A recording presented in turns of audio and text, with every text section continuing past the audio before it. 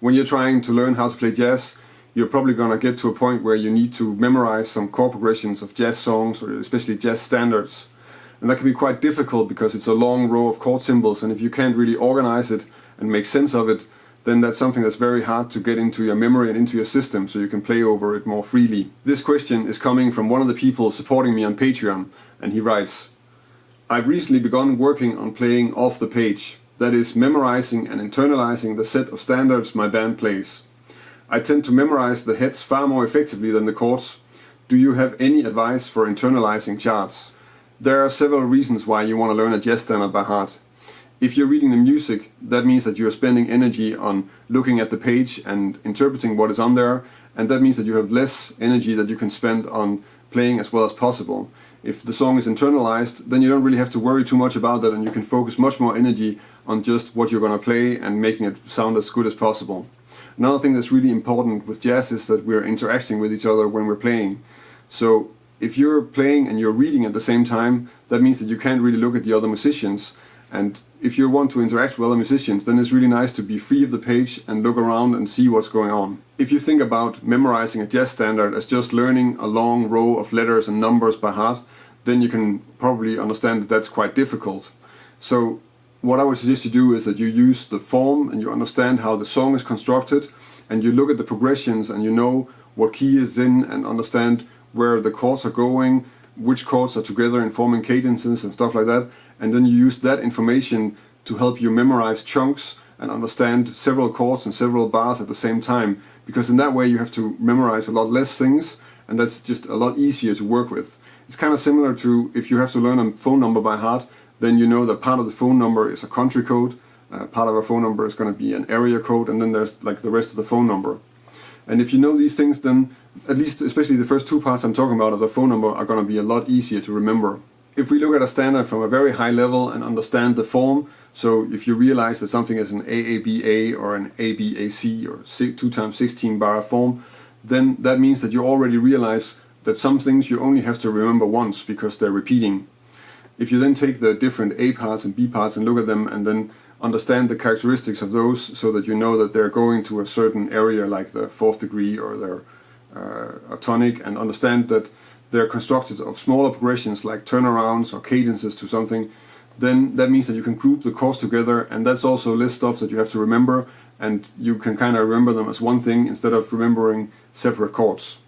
So in that way, understanding harmony and understanding form is really useful when you're trying to learn a jazz progression by heart. So what I'm going to do in this part of the video is that I'm going to take the song There'll Never Be Another You, and then I'm going to analyze that and use this method and talk about how that helps memorizing that song and that chord progression.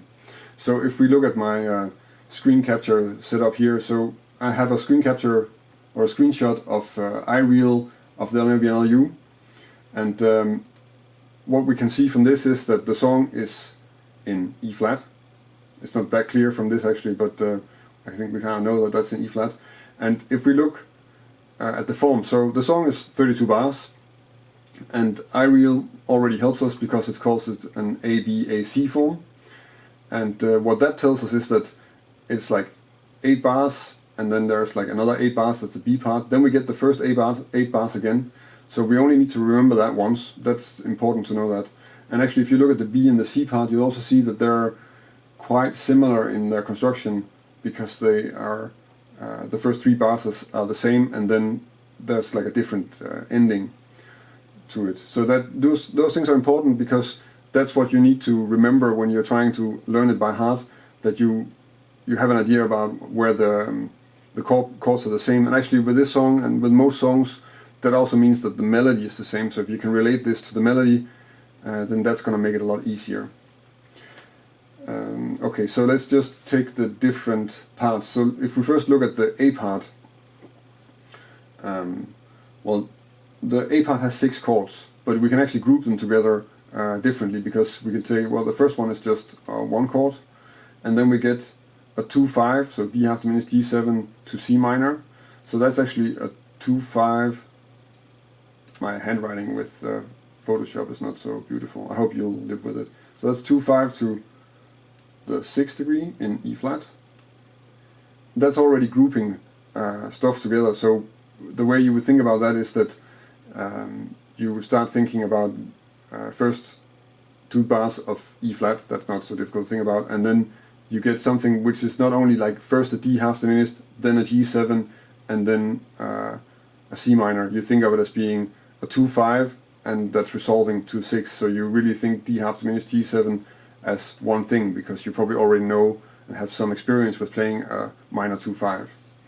The next thing that shows up is a 2-5 to A flat, and of course B flat minor, E flat 7 are not strictly in the key of E flat, but it's very common for a jazz standard to have a cadence to the 4th degree. So if you start realizing that, and if you start also thinking about how other songs will have cadences to the 4th degree, that makes it a lot easier to understand, but also just easier to hear.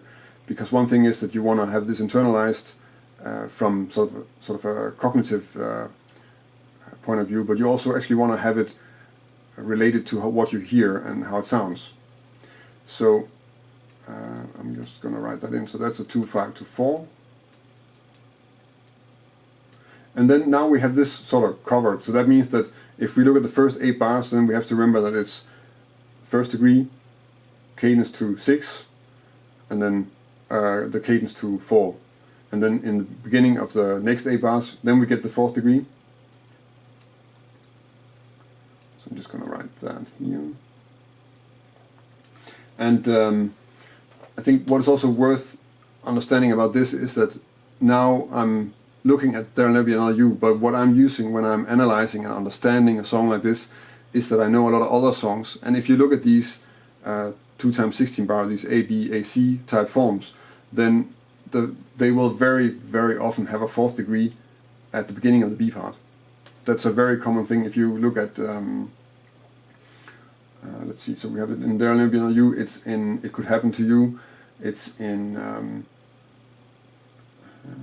But Not For Me. So it's a very common thing to have this in these type of forms. And that's good to be aware of, because that also means that if you know how There'll Never Be Another You is the same as It Could Happen to You or But Not For Me, then that's also just part of making it easier to understand and easier to remember, because it's a variation of something you already know. And that's also important for this next part, because another thing that's very common is that you get a 4th degree and then you get some sort of 4 minor, and the D flat 7 here is flat 7 dominant or backdoor dominant, or basically it's just an A flat minor 6 with a D flat in the bass. So it's really, oh yeah, I did write it right. So it is some sort of 4 minor chord, and that goes to the 1st degree. Again, this could have been pretty much just taking out of There'll Never Be Another You, or no, sorry, of It Could Happen to You, or But Not For Me. So then we get a 6 degree. And then another thing that's also very common for these ABAC forms is that they don't have a real ending in the first part of the first half of the form. So the first half of the form is always going to be some sort of cadence to sort of keep the song going, because it's very clearly not the ending of the song. So there's more coming, and you're not going to have the song go back to the 1st degree. And that happens here as well. So the first thing that also very often happens is that we get the dominant of the dominant, which you can write in many ways. Let's just try and see. My handwriting with a mouse is brilliant, fantastic. But you can hear what I'm saying. So that's 5 of 5 for 2 bars. Sometimes you'll put a 2 in front of it, but essentially it's the same thing. And if you recognize that, it's going to make it a lot easier to just generalize the form and understand really how all these standards are moving in the same way, which means that when you've learned 1, you've almost learned 10 already, because they're so similar. Then we get a 2-5, so we don't get like a cadence back to the 1. We have like an open ending, which takes us back to the 2nd A, which I'm not really going to talk about. Then we get the first part of the C part is of course the same as the B part. So again we go to the 4th degree, 4 minor, back to the 1. Then we get this progression, which is A half diminished D7, which is of course a cadence to G minor. And what is that doing in E flat? And actually what that is that this used to be a diminished chord. This is similar to what I talked about in Stellar by Starlight, which is another analysis video that I did. So this is really just a sharp 4, but then reharmonized. So a sharp 4 diminished. I'm just going to write it like that also. And it's kind of, well, in the sense that I can't actually write diminished, but okay. Fantastic. So sharp 4 diminished. And very often you'll find that after bebop they started to turn these sharp 4 diminished chords into 2/5s. I think if you look at what is that called? That is called Embraceable You. Then I think that's sort of credited to being one of the first ones where Dizzy Gillespie started to turn the G flat diminished into A half diminished D7. I could be wrong. You can always correct me if that's not the case. And then this last part of the song. So we get this part of the song where there are a lot of chords happening, but really what's happening. So of course, if I'm just going to take away the B flat 7 at the end here. That's just there to go back to the beginning. So that's not. I mean, you have to remember it, but it's not that important. And actually, I think it's usually there's some sort of turnaround at the end, and that's just put it here. I'm just going to do this because we're just going to ignore it. And what we're going to focus on is here, of course, the ending of the song and the ending of the melody, even though I don't have it here, is this 1 chord. That's where the melody goes back to 1. And so that's the ending of the form. And then we have a 2/5.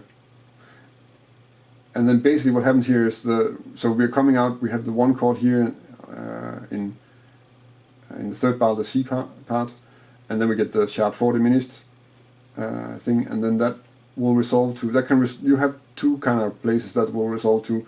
It's going to resolve to a subdominant or a tonic chord. In this case it resolves to a tonic chord, and that's the 1 chord here. And basically what happens in the melody here is just that we're on the 1, and then we have 2 bars of 1, and it needs to go to the 2 chord to get the cadence. And then you can start filling that in different ways, and the way it's filled in here is like 1, and then we get like a tritone dominant, which I'm gonna call this, to the 3, and then we get an auxiliary dominant to 2. Or you want to call the G minor an auxiliary 2, that works as well. That's a little bit how you look at it. The reason why I'm calling it 3 is also because what you have with these 2 bars is that it's basically 2 bars of E flat major. And you can also see that the way it's then harmonized and we start to sort of put in extra chords. You can always put in extra chords and stuff. You can do that all the way through the song if you want to. But in this case, I think it's just to sort of really add some movement to the song at the ending of the tune. And what you have is that on the strong parts of the bar, so in this bar it's an E flat, and in this bar it's a G minor. So they're both chords that are tonic chords in E flat, and that's sort of the main sound. And then you could argue that the A flat 7 and the C7 are really just embellishments, or they're a lot less important in this case. So the thing you want to start looking at with this is then, like I talked about, you want to recognize the different cadences. I'll see if I can add it. Actually I can,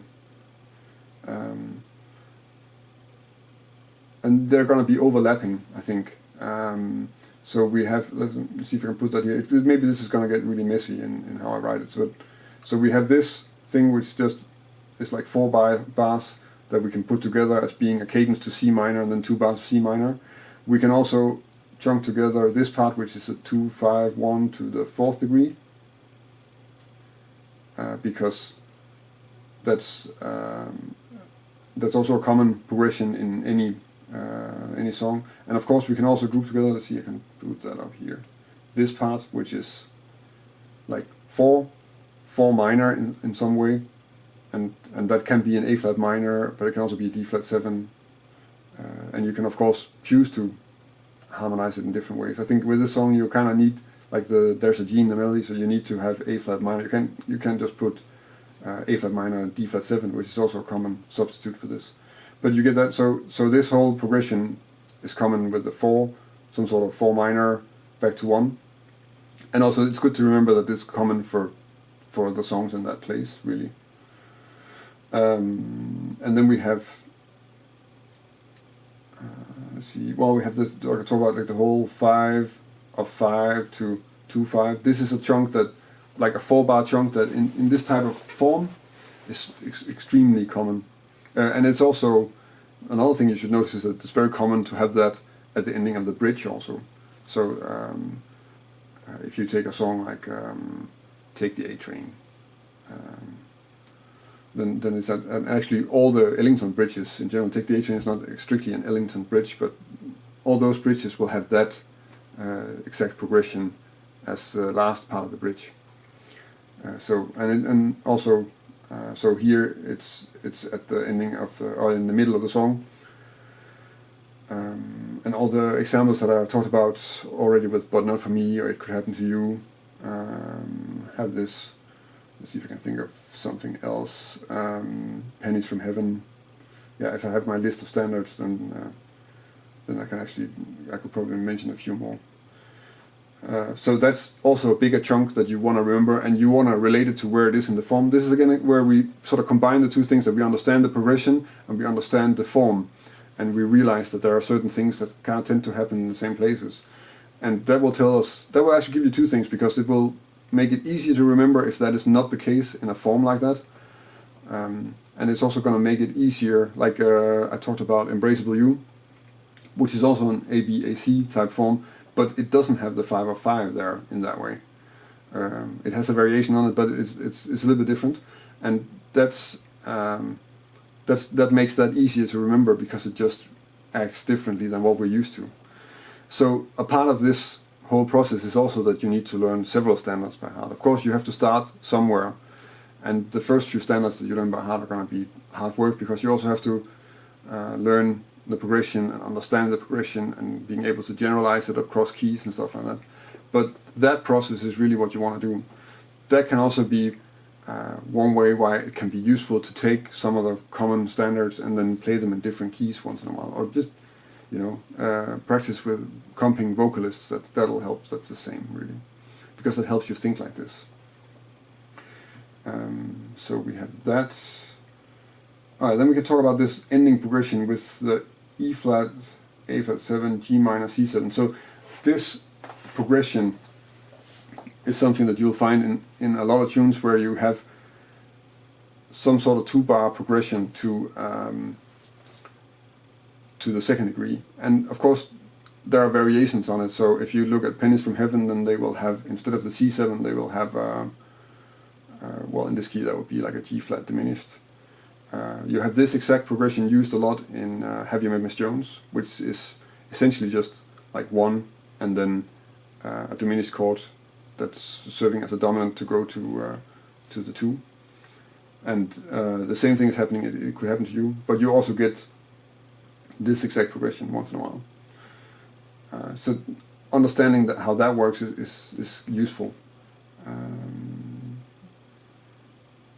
And this is just about sort of recognizing and gathering statistics about standards. So the more standards you know, the easier that's going to be, really. And the same goes for the sharp 4 diminished. So if you look at tunes where that's in I Remember You, where it goes back to the 1, and there it's placed. Well, I Remember You is a different type of form because it's ABA, but there it's placed like that. It's also in You Do Something To Me from Cole Porter, where it's also it's kind of placed actually exactly the same as here, and also often harmonized in both places with a minor 2/5. So that's important to be used to, I think.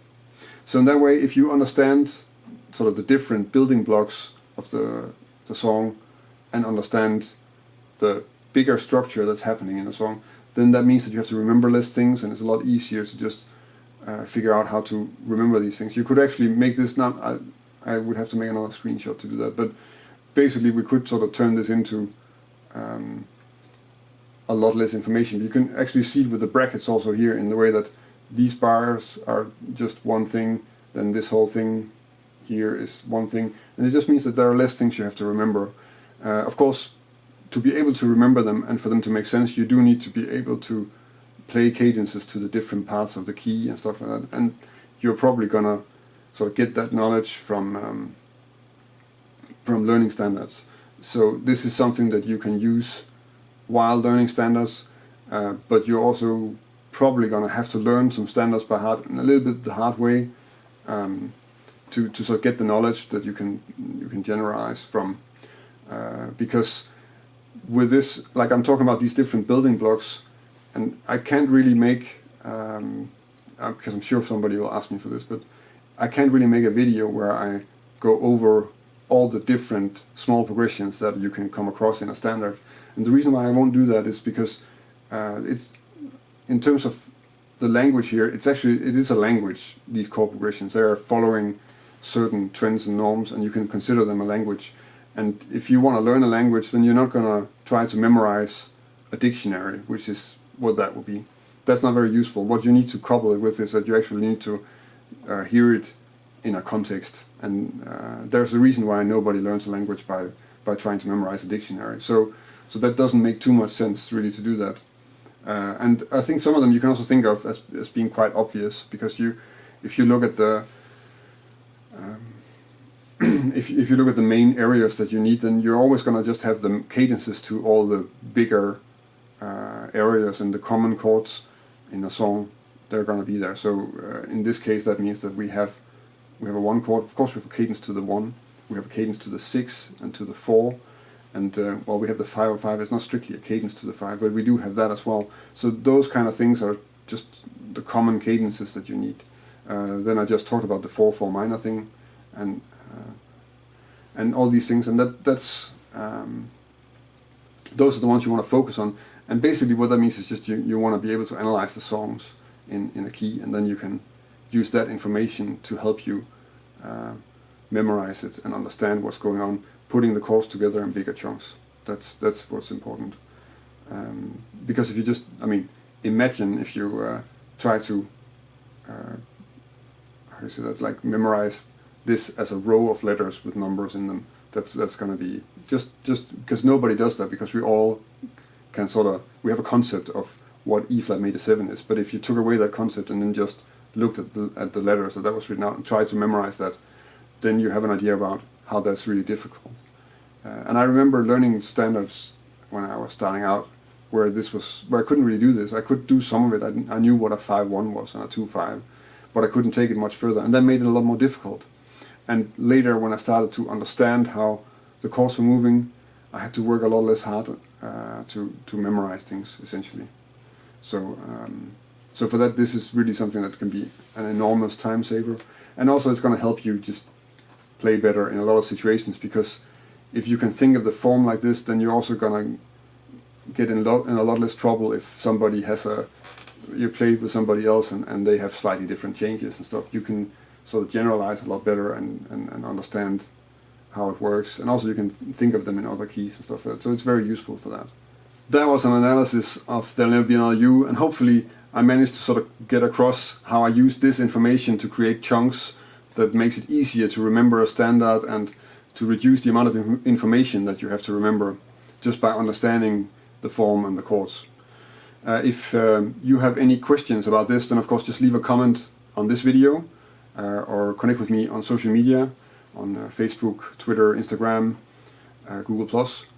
And this whole video is of course coming out of a question that I got from one of my patrons. So if you want to help me keep making these videos, and if you have an idea for a video, then maybe check out my Patreon page and see if that's something where you want to support me. You can support me already from it's $4 or $5 per month, and that's of course going to give you some advantages also, that you get some extra information, extra videos from the weekly lessons and stuff like that, depending on how much you support me with. For the rest, there's a new lesson coming on Thursday, and I'll see you then. Thank you for watching.